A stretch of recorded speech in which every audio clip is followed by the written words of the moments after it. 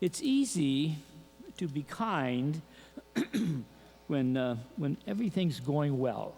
It's easy at that time. We're be in a good mood, and we will be easy to be pleasant and to be agreeable. And that's a natural kind of goodness and kindness, and that's a good thing. There's nothing wrong with that. But the kindness that St. Paul was talking about in the letter to the Ephesians this morning is a supernatural kindness. It is Jesus' kind of kindness. Natural kindness is good, but it's weak. If something happens, says something nasty to you, or and you get up in the morning and you're really in a good mood, and you're driving to work, and by the time you get to work, you're already in a bad mood because of this or that, or the way other people are driving. Nobody in here would ever do that. I understand that. But, there are? Oh, okay. We easily get in a bad mood when that kind of thing happens. And, then we kind of lose that kindness. We maybe might do some international sign language as somebody cuts in front of you. Or maybe you yell out at the car, "Go to heaven!" Oh, gotcha. Oh, okay. All right. But it would be like that. And we say, well, why do I get so out of sight, out of that, out of a good mood because of that? It's hard sometimes to stay in the good mood. And that's when we have to call upon something more than just natural kindness. Then we have to work towards a different kind of kindness. We have to have that kind of Jesus, the kindness of Jesus, who said, "Father, forgive them." He's on the cross. They're killing him. We're killing him. And he still says, "Father, forgive them." That's a supernatural kindness. And we have to keep working for that. That it goes beyond just what we kind of like just when everything is okay. But it's not an easy thing. St. Paul, in this beautiful letter to the Ephesians, and I encourage you just to get your Bible out and just read the whole book, the whole letter to the Ephesians. It is so beautiful and so cosmic, and so it's incredible what's in there. So it's just so beautiful. So here he is, and he's saying we have to go beyond it, a call to greatness, real greatness. Because sometimes, maybe many times, there is our world, our life, our family, our neighborhood is not very nice. Pettiness, jealousy, all kinds of things can run into our lives. So we have to go and look for a higher way of behaving. And it's supernatural. It's what Christ did. So, when it gets to be tough, and it will be tough, I have people in my office many, many times during the week they're talking to me about different things in the family, etc., how hard it is sometimes. One spouse is just after the other spouse, etc. Sometimes one of them walks away. Those things are there. But Jesus has another plan. He says, you and I, we're going to be followers of Christ. We have to have this supernatural kindness. Now, there's a couple things that really get in the way. Theologians might call these things our near occasions of sin, when we get all tied up and we know when it's going to happen and all kinds of things. One of them is physical tiredness. That just getting tired too much. How many times do we just get so tired? We're trying to do so much. I would say to every family with children, I would strongly encourage you to just have children, especially after school, to do one thing. One thing. That's it, just one. Our children do not have to go to school, then be on a team, then go to ballet class, then piano lessons, and tutoring. It's already 11:30 at night. No wonder everybody's grumpy.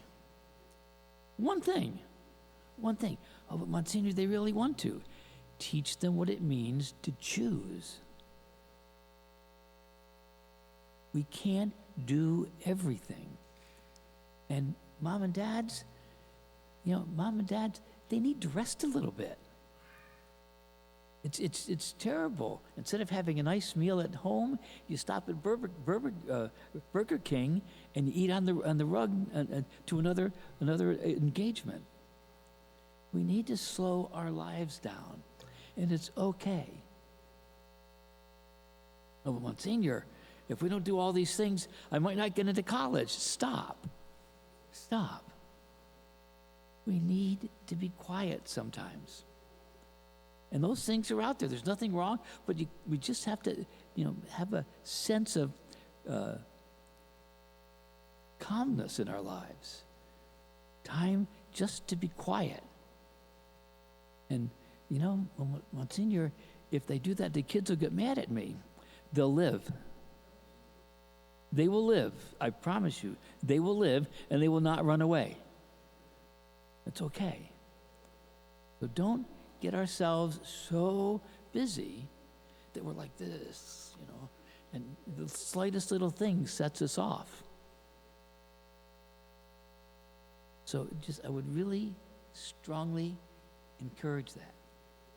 Have a really well-balanced life between quiet time. Another thing you can do is think about if you're in a position of authority.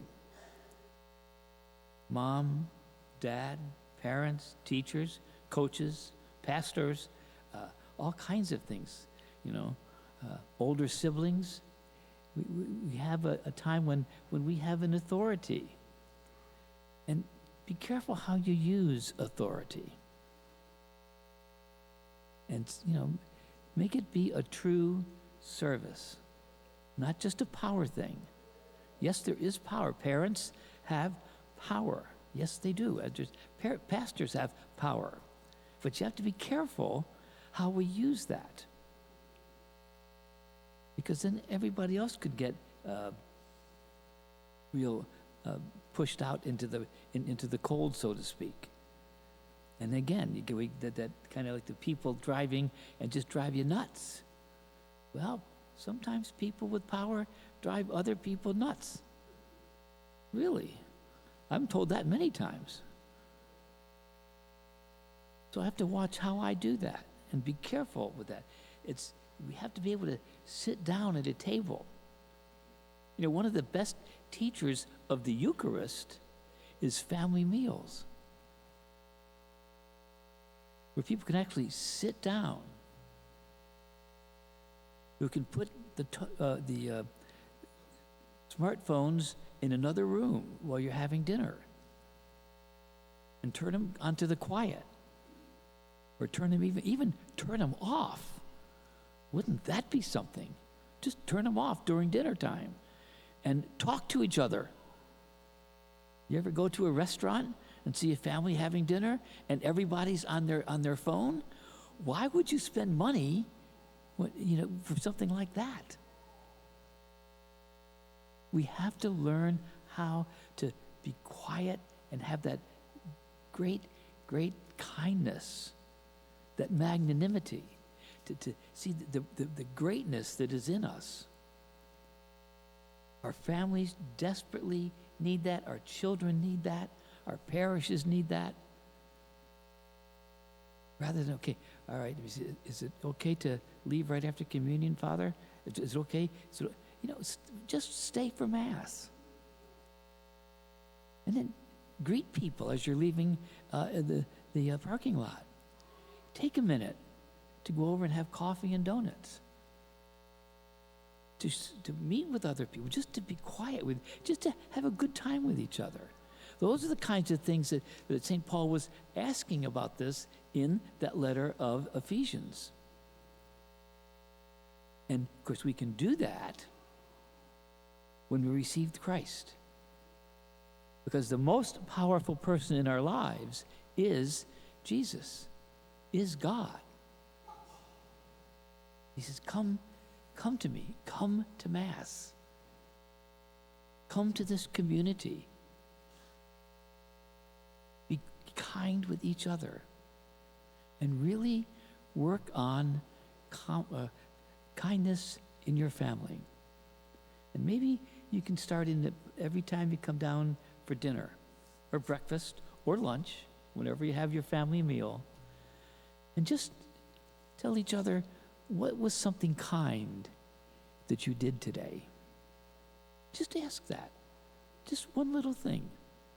And you'd be surprised. You start doing that in your family, you'll be surprised how kindness will grow between husbands and wives, moms and dads, children, brothers, sisters, and that'll start spreading. And you know what? People in the block will start to notice. They'll start to notice your kindness. They say, how do you do that? How do you do that? You do exactly what Jesus asked us to do through the inspiration for St. Paul in the letter of Ephesians.